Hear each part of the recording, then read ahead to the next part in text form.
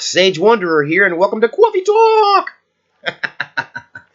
Today, we're talking about I, Pet Goat 2. Now, what on earth happened to I, Pet Goat 1? I don't know. Everybody's talking about I, Pet Goat 2, though. So what is I, Pet Goat 2, and why has everybody and their mom been talking about this for the last week or so? Last few days, anyway. Well, I, Pet Goat 2 was an animated feature made by a guy named Louis Lefebvre. Now, Louis Lefebvre created this. He spent 5 years of his life creating this short animated video. And, you got to ask yourself, why did he spend so much time of his, so much of his life on this, what he calls a labor of love? Well, let's look at who is Louis Lefebvre. Louis Lefebvre is an animator. He's not just any animator. He's one of the premier animators in America. Now, he made this short independent film in 2012, but Lefebvre is known as one of the premier animators, and he's pretty much one of the main animators responsible for the Lord of the Rings animation of Gollum, the Gollum, the my precious. That creepy animated imagery is directly out of Louis Lefebvre's shop. And so, what do we know about people who get to that level? So, if you're a fan of the channel, then you know that you've probably seen my True Crossroads, Sell My Soul, My True Crossroads story video. And in it, I talk about how they offered me the deal, the deal with the devil. They offered me everything I wanted if I would sign my soul away. And you know that I believe that no one gets to the highest levels unless they have either done the soul-selling thing before they got to the party, and it's obvious, or when they get to the party, they're made to choose, which I was forced to choose between serving money and the devil and the system, or continuing to hold on to my faith. I chose my faith. Praise God to that.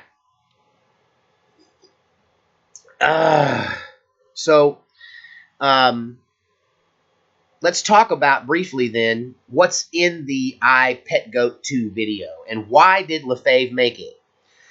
I believe Lefebvre has made this video to expose the Illuminati, to expose what's really going on, to expose Christian and non-Christian, all religious leaders. Because I've come to the conclusion that when you get to the top of any religious structure, anymore, these days, when you get all the way to the top, what do you find? You find the devil. He's sitting right at the top of every one of these churches, every one of these, whether it's Islam, whether it's Christianity, whether it's Judaism. When you get to the top where all the money goes, this is where you start to see real corruption. And so I think that he's made this movie to unveil the corruption within the entertainment industry, within the political structure, within religious leaders and thoughts. And the thing is, do we trust him? Because, he's one of them. Now,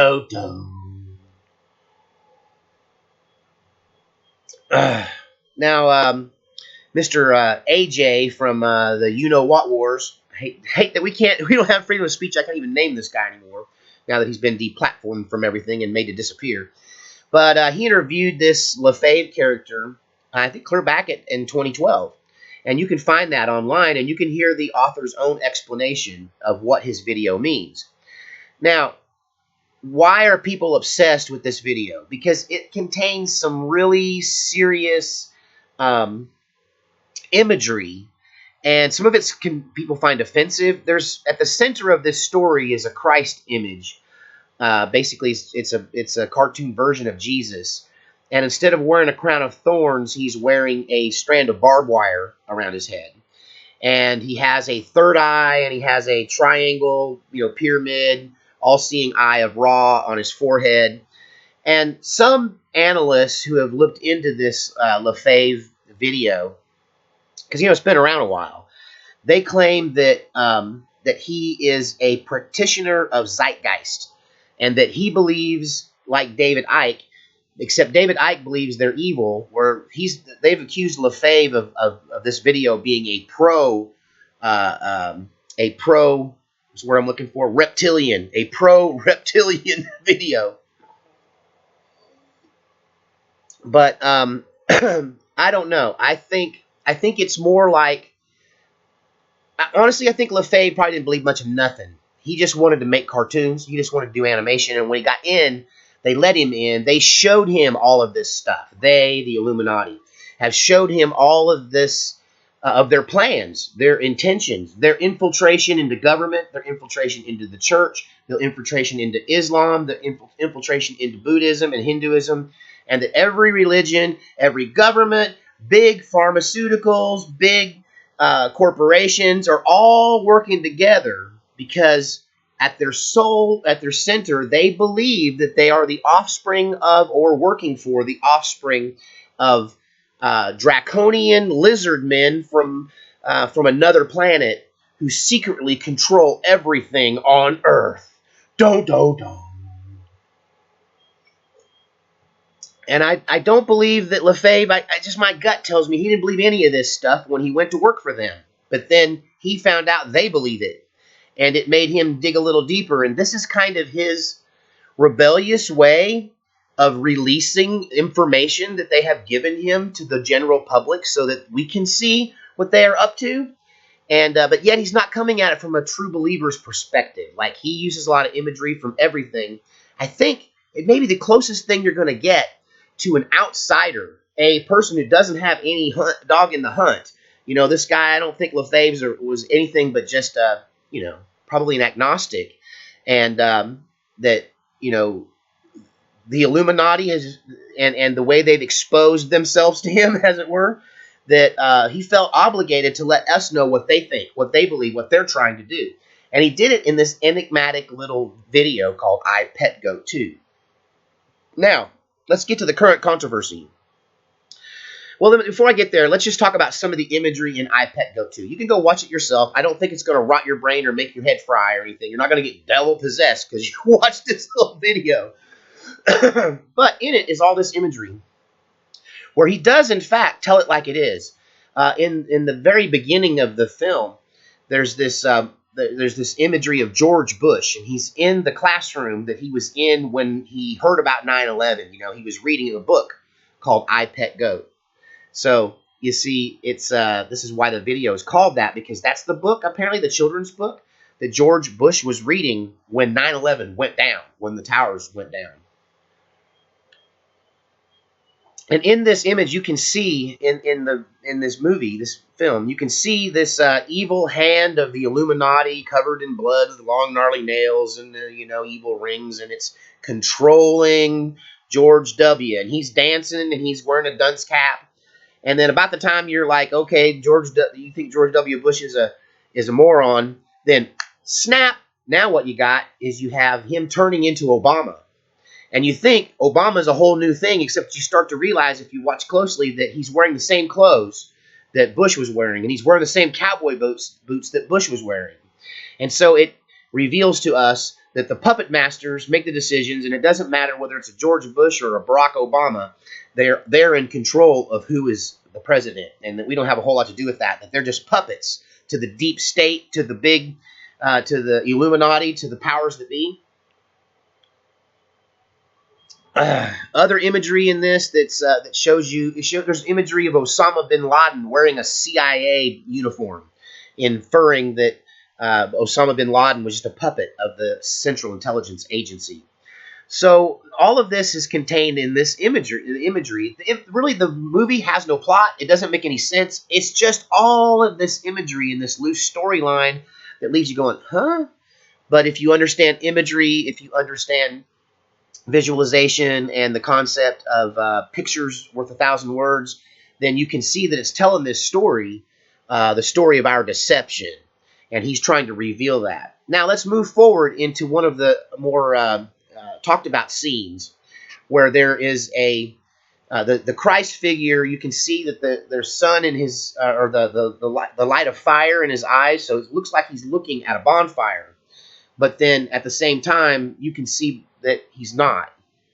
you can see that he's seeing that there's no fire, but yet there's this tower, these spires that look a lot like Notre Dame.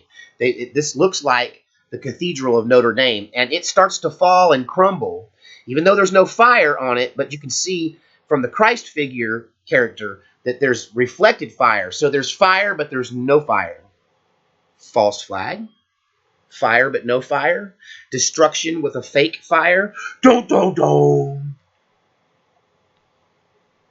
But anyway, this church crumbles behind him, and it falls in a way that looks eerily similar to the imagery that we're seeing from this last week of the fires at Notre Dame. And a lot of people think that iGoat 2 was preliminary programming to or predictive programming to prepare us for when this would happen. In the film, the falling, you got to understand, in the film, all religions fell, because you saw Islam fall, and when a great mosque fell, and then the church falls, and then at the very end of the film, the great pyramids of Giza fall. And so it's basically talking about how the Illuminati intends to tear down all of these religions. Right now, it looks like the deep state's in favor of Islam, but if you get to the insiders, they all kind of say that their plan is to use Islam to destroy Christianity, and then and then when they're done with Islam, they'll get rid of it last. But at any rate, yeah, there's a lot of talk as to whether this is a literal image in this. I mean, how did he know in the future that the towers would fall from the cathedral in that exact way? Because it does look eerily similar. I don't know that it's predictive programming. I don't know that this was planned. The author himself will tell you the imagery represents the fall of the church, which I think we've all seen, that the church has fallen long before the buildings fell. And then there's the whole thing about the crown of thorns. As the building falls, the crown of thorns disappears off of the Christ figure's head. Now, in the cathedral at Notre Dame was the actual, supposedly a relic, supposed to be the actual crown of thorns that was on Christ's head. And apparently a heroic but interesting priest, a heroic priest who has some deep state CIA connections. He ran back in through the flames and he saved the crown of thorns. And people are saying that the Illuminati intended to destroy the crown of thorns and that this hero saved the crown of thorns. But when you talk to the guy who made the video, that image of the crown of thorns disappearing was his belief that once the control of the evil, corrupted church hierarchy, once that falls, once that collapses, that it frees up all of us Christians, not from this, it wasn't really a crown of thorns, it was barbed wire that was keeping us from seeing the truth, that was keeping us imprisoned in our own mind, a prison in our mind created by the church for the purpose of enslaving the people. And that he says this represents when the church hierarchy and the corrupted church falls, that the enlightened individual, the individual Christian, will be freed from the barbed wire a prison of his own mind, and will be enlightened to see the truth of the reality of the glory of God, so to speak. And it's all very interesting. I don't know what to think about it. That image of the Notre Dame falling, the spires, the cathedral points falling off the top of the cathedral, looks a lot like the collapse of this church cathedral in the I Pet Goat 2 video. So if you want to check out the I Pet Goat 2 video movie itself, you can check that out online. It's everywhere. And have a look at that. Have a look at if you got time, have a look at the Alex, whoops, you know who, the AJ, so what I'm looking for, interview from 2012 with Lefebvre, and tell me what you think. Was he trying to tip us off as to what's really going on, or did he have another agenda? And is all of this just predictive programming? Tell me what you think in the comment section. Because Sage Wonder is all out of coffee. Go buy the Majestic Shoe Shine. Majestic Shoe Shine in, get my directions straight here. Dyslexia, gotta love it. In Kankakee, Illinois, get your shoe shine. Thanks for the coffee cup. If you want to send me a coffee cup, you can send me a coffee cup or anything else you want to P.O. Box 2915, Weatherford, Texas 76086. Or you can look me up on Patreon and become a patron. Anyway, we'll see you next time on Coffee Talk.